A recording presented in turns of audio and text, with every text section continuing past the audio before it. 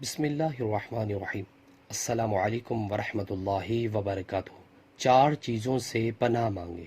رسول اللہ صلی اللہ علیہ وسلم نے ارشاد فرمایا، جب تم میں سے کوئی شخص آخری تشہد، التحیات اور درود سے فارغ ہو جائے تو چار چیزوں سے اللہ کی پناہ مانگے: جہنم کے عذاب سے، قبر کے عذاب سے، زندگی اور موت کے فتنے سے، اور مسیح و دجال کے فتنے سے۔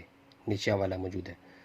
زندگی کا فتنہ یہ ہے کہ دنیا میں مشغول ہو کر اللہ سے غافل ہو جائے یا گناہوں میں مبتلا ہو جائے، اور موت کا فتنہ یہ ہے کہ معاذ اللہ خاتمہ برا ہو، شیطان کے بہکاوے میں آ جائے اور کلمہ نصیب نہ ہو۔ اللہ اکبر۔ سو ویورز، ویڈیو کو آگے شیئر کریں۔ جزاک اللہ۔ السلام علیکم ورحمۃ اللہ وبرکاتہ۔